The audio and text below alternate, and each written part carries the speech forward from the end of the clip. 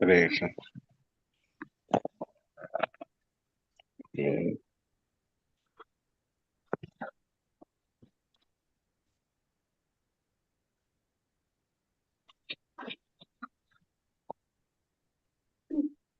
ഹരേ കൃഷ്ണ. ഓം നമോ ഭഗവതേ വാസുദേവായ.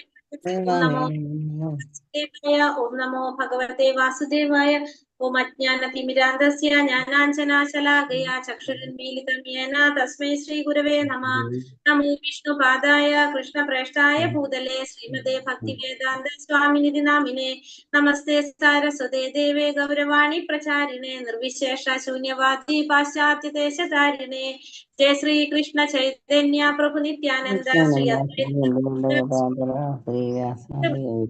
ഹരേ കൃഷ്ണ കൃഷ്ണ കൃഷ്ണ ഹരേ ഹരേ ഹരേ രാമ രാമ രാമ ഹരേ ഹരേ. ഹരേ കൃഷ്ണ.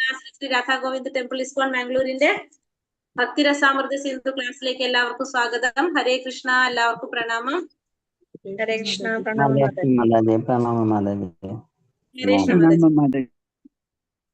ഹരേ കൃഷ്ണ. അപ്പൊ നമ്മളിന്ന് ഭക്തിരസാമൃത സിന്ധു അധ്യായം 19 അധ്യായത്തിലേക്ക് കടക്കാണെന്ന് ക്വസ്റ്റ്യൻസ് നോക്കാണ്ട് അല്ലെ. ഇന്നലെ നമ്മള് ഹർഷോന്മത്തമായിട്ടുള്ള പ്രേമിയുടെ സ്വഭാവത്തെ കുറിച്ച് സ്വഭാവ സവിശേഷതകളാണ് നമ്മൾ ഇന്നലെ കണ്ടത്. 18 അധ്യായത്തില് 9 നമ്മൾ കണ്ടിട്ടുണ്ടായിരുന്നു അല്ലെ. എന്തൊക്കെയായിരുന്നത്? അവ്യർത്ഥകാലത്വം, ശാന്തി, വിരക്തി, മാനശൂന്യത, ആശാബന്ധ, സമുത്ഖണ്ഡ, നാമഗുണ സതാരുചി, ആസക്തി, തദ്ഗുണോഖ്യാന, പ്രീതിസ്തവസതി സ്ഥലേ. പ്രീതി തത് വസതി സ്ഥലം അല്ല, ഇതല്ലെങ്കിൽ അതിന്റെ എക്സ്പ്ലനേഷൻ പഠിച്ചാലും മതി. ഇതൊക്കെ ശ്ലോകാണ് ശരിക്കും. ഹരേ കൃഷ്ണ. അപ്പൊ നമ്മളിനി അടുത്തത് അതാണ് ആ അധ്യായത്തിൽ നമ്മൾ കണ്ടത്. ഇനി 19 അധ്യായം ഭഗവത്മുഖമായ ശുദ്ധ പ്രേമത്തിലെ ഭക്തി സേവനം. ഇതിന് മുന്നേ ക്വസ്റ്റ്യൻസ് നോക്കണം അല്ലെ.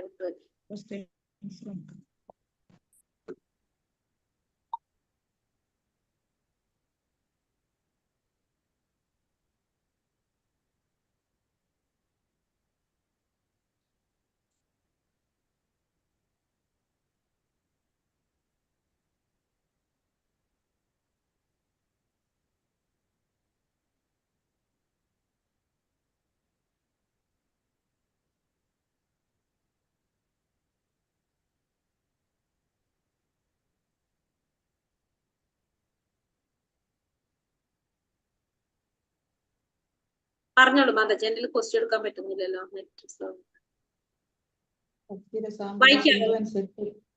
ഭക്തിരസാമൃത സിന്ധു അനുസരിച്ച് ശാന്തി, ക്ഷമ എന്ന ഗുണത്തിന്റെ യഥാർത്ഥ അർത്ഥം എന്താണ്?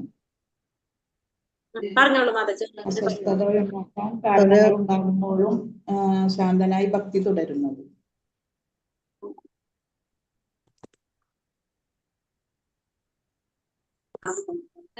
അടുത്തത് വായിച്ചോളൂ. ഒരു ഭക്തൻ തന്റെ ജീവിതത്തിലെ ഒരു നിമിഷം പോലും പാഴാക്കാതെ ഭഗവത് സേവനത്തിനായി ഉപയോഗിക്കുന്നതിനെ പറയുന്ന പേരെന്ത്? അവ്യർത്ഥകാലത്വം.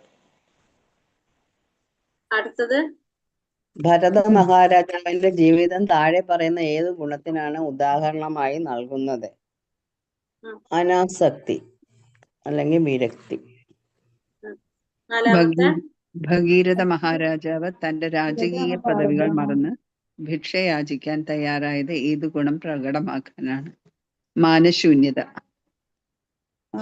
അഹങ്കാരമില്ല. ഭരത മഹാരാജാവ് അല്ലേ? അത് അനാസക്തി അല്ലേ മാതാജി? ഭരത മഹാരാജാവ്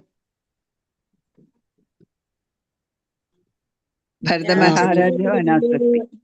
അനാസക്തി വിരക്തി. ഭഗീരഥ മഹാരാജാവ് മാനശൂന്യത, അഹങ്കാരമില്ലായ്മ.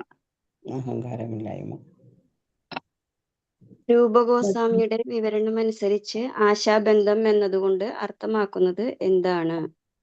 ഭഗവാന്റെ ഔദാര്യം തീർച്ചയായും ലഭിക്കുമെന്ന് അചഞ്ചലമായ വിശ്വാസം. ഹരേ കൃഷ്ണ. ശ്രീകൃഷ്ണന്റെ ലീല കടന്ന വൃന്ദാവനം പോലുള്ള വിശുദ്ധ സ്ഥലങ്ങളിൽ താമസിക്കാനുള്ള ആഗ്രഹത്തെ എന്ത് പേരിൽ വിളിക്കുന്നു? പ്രീതി തത് വസതി സ്ഥലേ.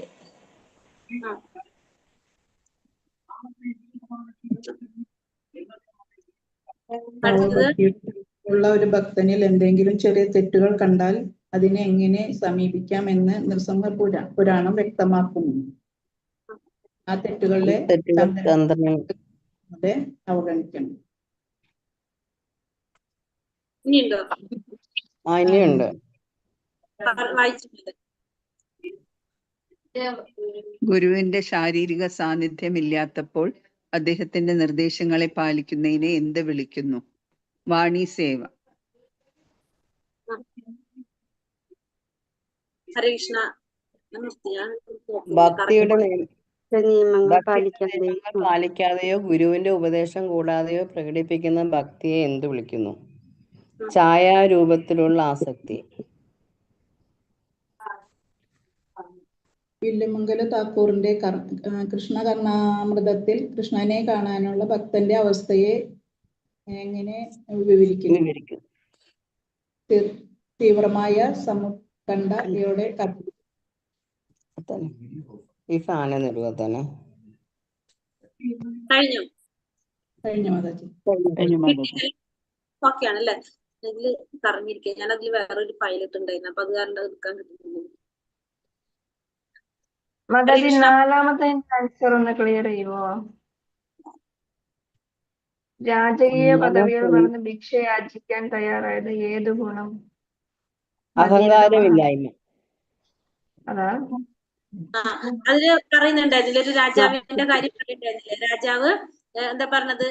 ഇതിലല്ലേ പറഞ്ഞത്, നമ്മള് ശത്രുക്കളുടെ അടുത്ത് പോലും പിന്നെ എല്ലാവരുടെ അടുത്തും പോയിട്ട് ഭിക്ഷ യാചിക്കുന്നത് തെറ്റല്ലേ? ഇതിലല്ലേ നമ്മൾ ഭക്തിയുടെ സംശയത്തിലല്ലേ പറഞ്ഞത്? ഓർമ്മയുണ്ട്? അതെ അതെ, ഭഗീരഥ രാജാവ്. അതായത് എല്ലാവരുടെ വീട്ടിലത് ശത്രുക്കളുടെ വീട്ടുകളിൽ പോയിട്ടടക്കം ഭിക്ഷ യാചിക്കുന്നതായിട്ട് പത്മപുരാണത്തിൽ പറയുന്നതിനെ കുറിച്ച് പറയുന്നുണ്ട്. അതാ പറഞ്ഞു കേട്ടോ.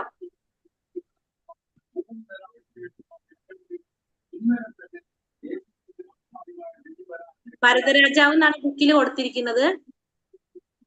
അതെ, ബുക്കില് ഭരതരാജാവ് എന്നാണ്. ഭരതരാജാവല്ല കേട്ടോ, ഭഗീരഥനാണ്, ഭരതനല്ല.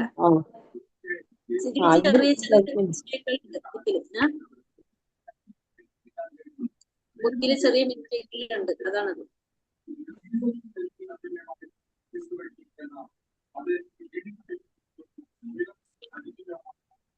വേറെ എവിടെയോ ഉണ്ടായിരുന്നു. അടുത്തത് അധ്യായം 19, ഭഗവത്മുഖമായ ശുദ്ധപ്രേമത്തിലെ ഭക്തി സേവനം. ശ്രീ ശ്രീ രാധാ ഗോവിന്ദിക്ക് ജയ്, ശ്രീല പ്രഭുപാദിക്ക് ജയ്. ചൈതന്യ ചരിതാമൃതം മധ്യലീല 23:7 പറയുന്നത്, പ്രേമത്തിന്റെ നിർവചനം പറയുന്നത്, ആ ഭാവനില ഹൃദയത്തെ പൂർണ്ണമായും മൃദുവാക്കുകയും ഭഗവാനോട് അതിയായ മമതാ വികാരമുണ്ടായി ഭാവനില സാന്ദ്രവും തീവ്രവുമായി തീരുകയും ചെയ്യുമ്പോൾ അഭിജ്ഞരായ പണ്ഡിതർ അതിനെ ഭഗവത് പ്രേമം എന്ന് വിളിക്കുന്നു. അപ്പൊ ഭഗവത് പ്രേമം എന്ന് വെച്ചിട്ടുണ്ടെങ്കിൽ ആ ഒരു ഭാവത്തിൽ എത്തിക്കഴിഞ്ഞാല് ഹൃദയത്തെ പൂർണ്ണമായിട്ട് മൃദുവാക്കുന്നു, ഭഗവാനോട് അതിയായ മമതാ വികാരം ഉണ്ടായിട്ട് ഭാവനില എങ്ങനെയായിരിക്കും? സാന്ദ്രവും തീവ്രവുമായി തീരുമ്പോഴാണ് അതിനെ പണ്ഡിതന്മാർ എന്ത് പറയുന്നത്? ഭഗവത് പ്രേമം എന്ന് പറയുന്നത്. ഭഗവാനുമായിട്ടുള്ള ബന്ധത്തിൽ മാത്രമേ പ്രേമം എന്ന വാക്കിന് പ്രസക്തിയുള്ളൂ. ഭൗതിക ലോകത്തിൽ ഈ പദം പ്രയോഗിക്കാവുന്നതല്ല. അപ്പൊ പ്രേമം എന്ന വാക്ക് ആരുമായിട്ട് ബന്ധപ്പെടുത്തിയാണ് പറയുന്നത്? ഭഗവാനുമായിട്ട് ബന്ധപ്പെടുത്തിയിട്ടാണ് പറയുന്നത്.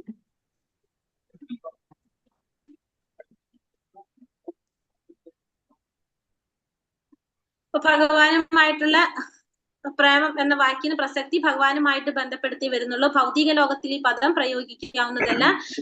എന്ന പേരിൽ ഭൗതിക ലോകത്ത് നടക്കുന്നത് കാമമാണ്. അപ്പൊ പ്രേമവും കാമവും തമ്മിൽ വളരെ അന്തരമുണ്ട്. സ്വർണവും ഇരുമ്പും തമ്മിലുള്ള അന്തരം. അപ്പൊ പ്രേമവും കാമവും, പ്രേമം എന്ന് പറഞ്ഞ എന്താണ്? ഭഗവാനുമായിട്ട് ബന്ധപ്പെട്ടുള്ളതാണ് എന്ത്? കാമം എന്ന് പറഞ്ഞാലോ ഭൗതിക ലോകത്തിൽ ഉള്ളതാണ് കാമം.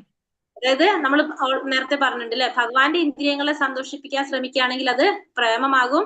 നമ്മുടെ ഇന്ദ്രിയങ്ങളെ നമ്മൾ സന്തോഷിപ്പിക്കാൻ ശ്രമിക്കുന്നതാണ് എന്ത്? കാമം എന്ന് പറയുന്നത്. ഇത് രണ്ടിലും വ്യത്യാസം എന്താ പറയുന്നത്? സ്വർണവും ഇരുമ്പും പോലെയാണ് വ്യത്യാസം പറയുന്നത് രണ്ടും.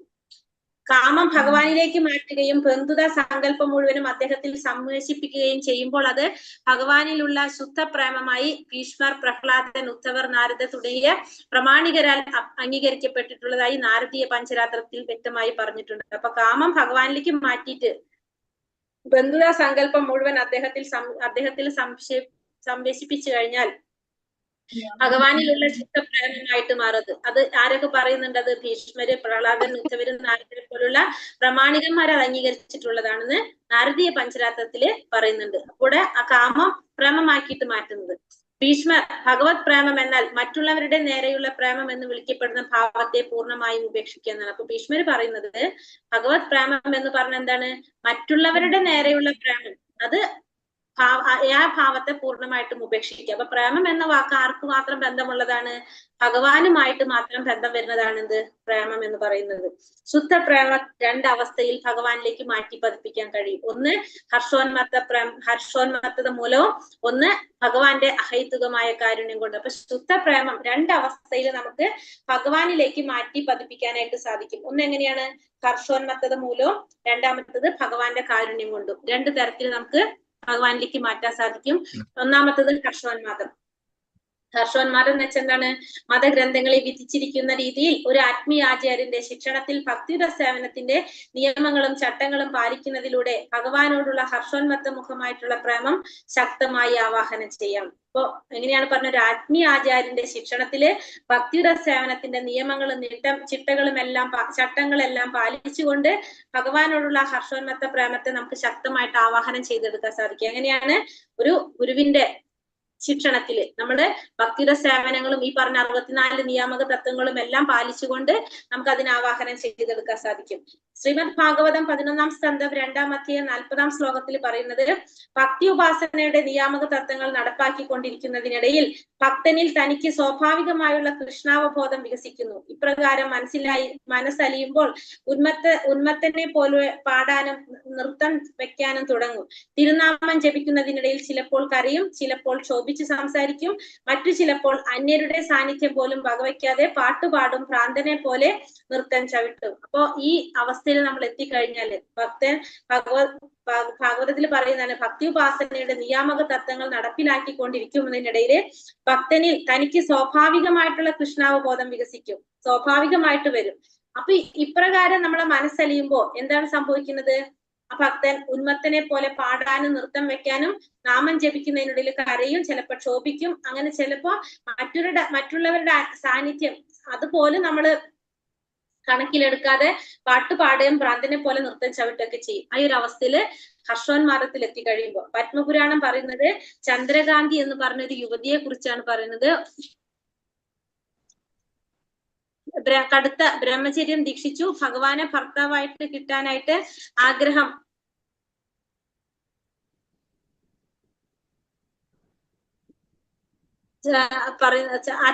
ആത്മചോദിതമായ വാത്സല്യത്തിനുണ്ടാകുന്ന ഹർഷന്മാരത്തെ കുറിച്ച് പത്മപുരാണത്തിൽ പറയുന്നതാണത്. എന്താണ് പറഞ്ഞ? ചന്ദ്രകാന്തി എന്ന പ്രസാദവതിയായിട്ടുള്ള ഒരു കൊച്ചു സുന്ദരി അടുത്ത ബ്രഹ്മചര്യം ദീക്ഷിച്ചു, ഭഗവാന്റെ സർവാതിശയായ രൂപം സദാ ധ്യാനിച്ചു, കീർത്തനങ്ങള് പാടി നിരന്തരം ഭഗവാന്റെ നാമം ജപിച്ചു. മറ്റാരെയും ഭർത്താവായി സ്വീകരിക്കാൻ അവൾ തയ്യാറല്ലായിരുന്നു.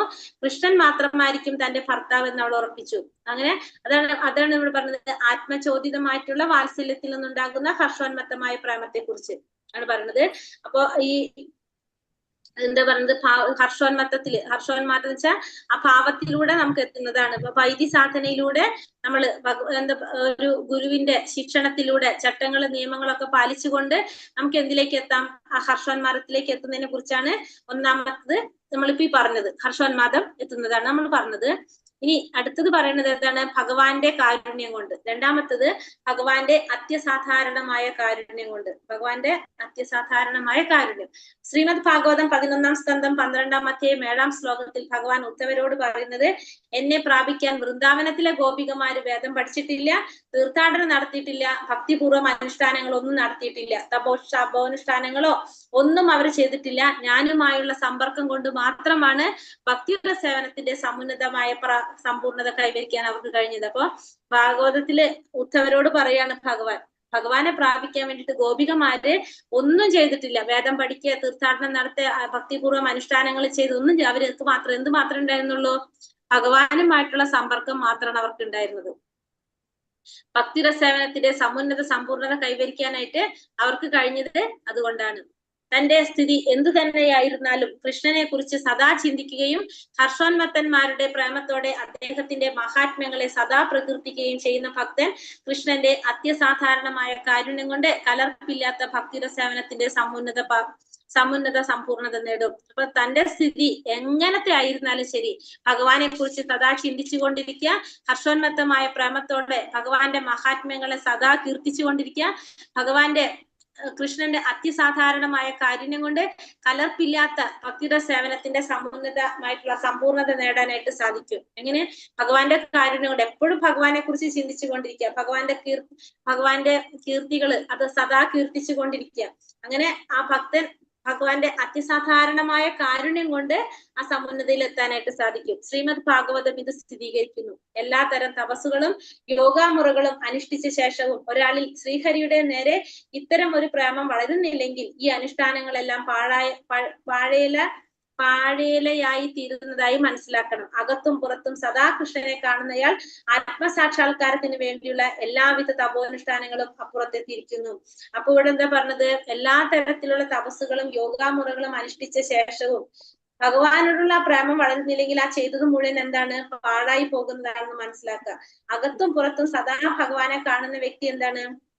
ആത്മസാക്ഷാത്കാരത്തിന് വേണ്ടിയുള്ള എല്ലാ വിധത്തിലുള്ള തപോനുഷ്ഠാനങ്ങളും അപ്പുറത്തെത്തിയിരിക്കുന്നു എന്നുള്ളതും നമുക്ക് മനസ്സിലാക്കാനായിട്ട് സാധിക്കും.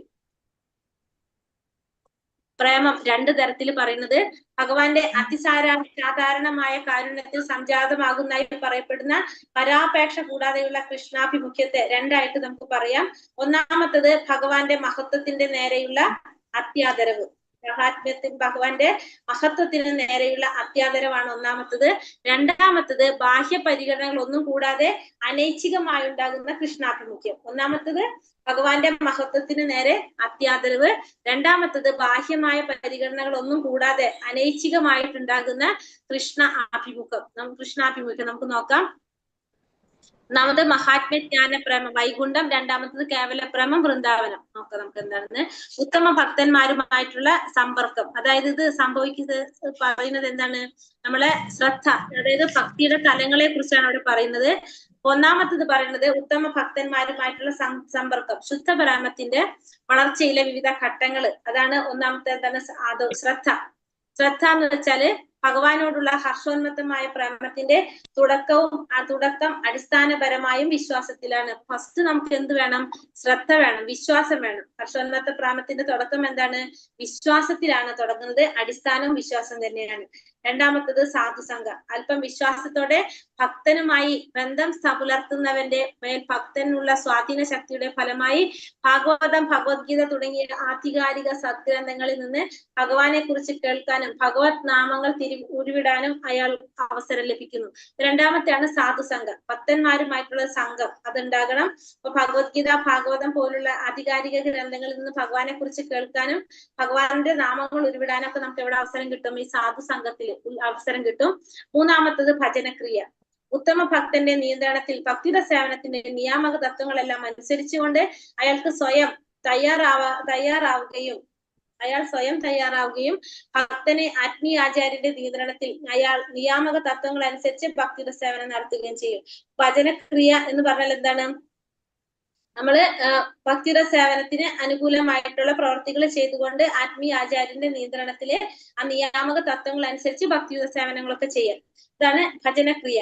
അടുത്തത് അനർത്ഥ നിവർത്തി, അതിന്റെ ഫലമായിട്ട് അനാവശ്യമായിട്ടുള്ള പ്രവർത്തനങ്ങളിൽ നിന്ന് മുക്തനാകുന്നതാണ് എന്ത്? അനർത്ഥ നിവർത്തി എന്ന് പറയുന്നത്. അടുത്തതാണ് നിഷ്ഠ. നിഷ്ഠ എന്ന് വെച്ചാല് അതോടെ അയാളുടെ വിശ്വാസം സ്ഥിരമായിട്ട് മാറും, സുസ്ഥിരമായിട്ട് മാറുന്നതാണ് എന്ത്? നിഷ്ഠ എന്ന് പറയുന്നത്. രുചി എന്ന് പറയുന്നത് ഭക്തിയുടെ സേവനത്തിലുള്ള അഭിരുചി വളർത്തുക, ഇതാണ് രുചി. ആസക്തി എന്ന് വെച്ചാല് നമുക്ക് എന്ത് മാറും? എന്തായിട്ട് മാറും? ഭഗവാനോടുള്ള ആ ഒരു ആഗ്രഹം വന്നു തുടങ്ങും. ഭാവം, ആസക്തി കഴിഞ്ഞാൽ ഭാവം എന്ന് പറഞ്ഞാല് നമ്മുടെ അവസ്ഥ എന്തായിട്ട് മാറും? ഹർഷോന്മാദ അവസ്ഥ. അതായത് നമുക്ക് മനസ്സിലാക്കാൻ സാധിക്കും നമ്മൾ ഏത് അവസ്ഥയിലാണ് ഭഗവാനെ സേവിക്കുന്നത് എന്നും നമ്മളത് ആത്മാർത്ഥമായിട്ട് ചെയ്യാനായിട്ട് തുടങ്ങുന്നതാണ് ഭാവം. പിന്നെ അതാണ് പ്രേമം.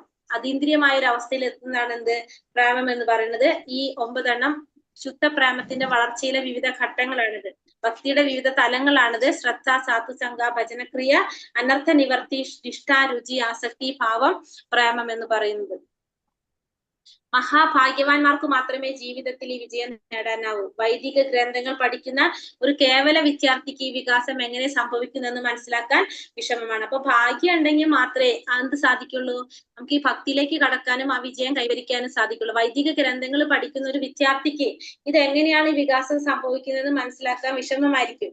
നാരദ പഞ്ചരാത്രത്തിൽ മഹാദേവൻ പാർവതി ദേവിയോട് പറയുന്നുണ്ട്, ദേവി, ഭഗവത് പ്രേമത്തിന്റെ ഹർഷോന്മാദം വളർത്തിയിട്ടുള്ള ഈ പ്രേമത്തിന്റെ ഫലമായി സദാ പരമാനന്ദിൽ മുഴുകി കഴിയുന്ന ഒരാൾക്ക് ശരീരത്തിൽ നിന്നോ മനസ്സിൽ നിന്നോ ഉണ്ടാകുന്ന ഭൗതിക സുഖദുഃഖങ്ങൾ ദർശിക്കാൻ കഴിയില്ലെന്ന് എന്നിൽ നിന്നും മനസ്സിലാക്കിക്കൊള്ളുക. അപ്പൊ മഹാദേവൻ പാർവതി ദേവിയോട് പറയാണ്, മഹാദേവൻ ഏത് സമയത്തും എന്ത് ചെയ്തുകൊണ്ടിരിക്കുകയാണ്, ഭഗവാന്റെ നാമം ഉരുവിട്ടുകൊണ്ടിരിക്കുകയാണ്. മഹാദേവൻ എപ്പോഴും ആനന്ദത്തിലാണ് മഹാദേവൻ. കാരണം പരമാനന്ദം അനുഭവിച്ചുകൊണ്ടിരിക്കുകയാണ് ആര്, മഹാദേവൻ. എന്തുകൊണ്ടാണ്, എപ്പോഴും ഹരിയുടെ നാമം ജപിച്ചുകൊണ്ടിരിക്കുകയാണ് മഹാദേവൻ. അപ്പൊ അതുകൊണ്ട് പറയാണ്, മനസ്സിൽ നിന്നോ ശരീരത്തിൽ നിന്നോ ഉണ്ടാകുന്ന ഭൗതിക ദുഃഖങ്ങൾ ദർശിക്കാൻ ആ വ്യക്തിക്ക് കഴിയില്ല ഒരിക്കലും. അപ്പോ എപ്പോഴും ഭഗവാന്റെ നാമം ജപിച്ചുകൊണ്ടിരിക്കുക, ഭഗവാനെ സ്മരിച്ചുകൊണ്ടിരിക്കുന്ന വ്യക്തിയാണെങ്കിൽ ശരീരത്തിൽ നിന്നോ മനസ്സിൽ നിന്നോ ഉണ്ടാകുന്ന ഭൗതിക ദുഃഖങ്ങൾ ദർശിക്കാനായിട്ട് കഴിയില്ല എന്നുള്ളത് എന്നിൽ നിന്ന് മനസ്സിലാക്കിക്കൊള്ളാനാണ് മഹാദേവൻ ആരോട് പറയുന്നത്, പാർവതി ദേവിയോട് പറയുന്നത്. കാരണം എന്താണ്, അപ്പൊ ഭഗവാൻ ഏത് സമയവും എന്ത് ചെയ്തുകൊണ്ടിരിക്കുകയാണ്, മഹാദേവൻ എപ്പോഴും ഭഗവാനെ സ്മരിച്ചുകൊണ്ടിരിക്കുകയാണ് എന്ന് മഹാദേവൻ പാർവതി ദേവിയോട് പറയുന്നതാണ് നാരദ പഞ്ചരാത്രത്തില്. ഹരേ കൃഷ്ണ കൃഷ്ണ കൃഷ്ണ ഹരേ ഹരേ, ഹരേ രാമ രാമ രാമ ഹരേ ഹരേ. വഞ്ചാകൽപതരൂപേശ്ച കൃപാ സിന്ധോഭ്യവ ച പതിതാനാം പാവനേഭ്യോ വൈഷ്ണവേഭ്യോ നമോ നമഃ. അനന്തകോടി വൈഷ്ണവ ഭക്തവൃന്ദിക്ക് ജയ്, ശ്രീല പ്രഭുപാദിക്ക് ജയ്, ഗുരുദേവിക്ക് ജയ്, നിത്തായ് ഗൗര പ്രമാനന്ദേ. ഹരി ഹരി ബോൾ. ഹരേ കൃഷ്ണ. ഹരേ കൃഷ്ണ.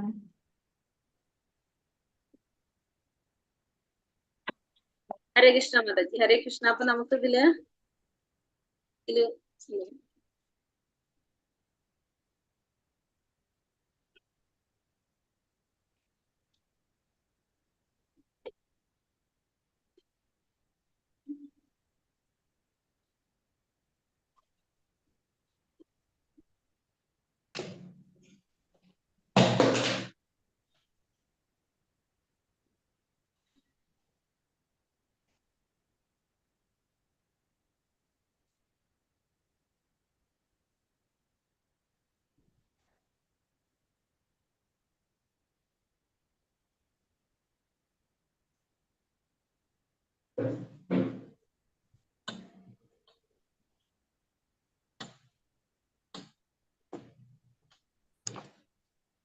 ഇവിടെ ഇത്തിരി കൂടി പറയുന്നുണ്ട് ബുക്കില്.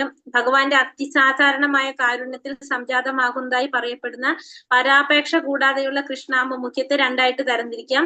ഒന്ന് ഭഗവാന്റെ മഹത്വത്തിന് നേരെയുള്ള അത്യാദരവ് ഒന്നാമത്തത്, രണ്ടാമത്തത് ബാഹ്യ പരിഗണനകളൊന്നും കൂടാതെ അനൈച്ഛികമായി ഉണ്ടാകുന്ന കൃഷ്ണാഭിമുഖ്യം. അതിൽ ആദ്യത്തേതിന്റെ അടിസ്ഥാനത്തിലാണ് കൃഷ്ണാഭിമുഖ്യമായിട്ടുള്ള വാത്സല്യവും സ്ഥിരപ്രേമം ഒരാളിൽ ഉണ്ടാകുന്നതെങ്കിൽ തീർച്ചയായും അയാൾക്ക് എന്തുണ്ടാവും, 4 തരം മോക്ഷങ്ങളും കൂടി കിട്ടും എന്നാണ് പറയുന്നത്. എന്താണെങ്കിൽ ഭഗവാന്റെ മഹത്വത്തിന് നേരെയുള്ള അത്യാദരവാണ് ഒന്നാമത്തേത്. അപ്പൊ നമുക്ക് കിട്ടുന്ന കാര്യങ്ങൾ പറയുന്നത്, ഒന്ന് ഭഗവത് രൂപപ്രാപ്തി, ഭഗവത് ഐശ്വര്യം, ഭഗവത് ലോകം, അതായത് സായുജ്യമല്ലാത്ത 4 മുക്തികൾ അത് കൈവരുമെന്നാണ് നാരദ പഞ്ചരാത്രത്തില് പറയുന്നത്.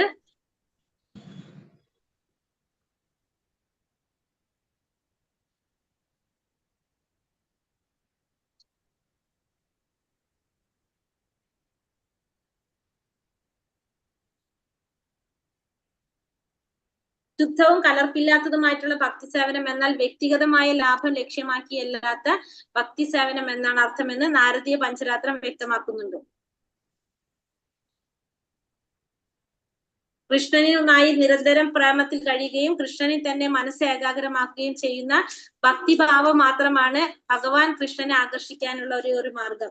അതായത് ഭഗവാന്റെ രൂപത്തെ കുറിച്ച് നിരന്തരം ചിന്തിക്കുന്ന വൈഷ്ണവനാണ് ഉത്തമനായിട്ടുള്ള ഒരു ഭക്തൻ എന്ന് പറയുന്നത്. ഭഗവാനെ കുറിച്ച് നിരന്തരം ചിന്തിക്കുന്ന ഒരു ഭക്തനാണ് ഏറ്റവും ഉത്തമനായിട്ടുള്ള ഒരു വൈഷ്ണവൻ എന്നാണ് പറയുന്നത്.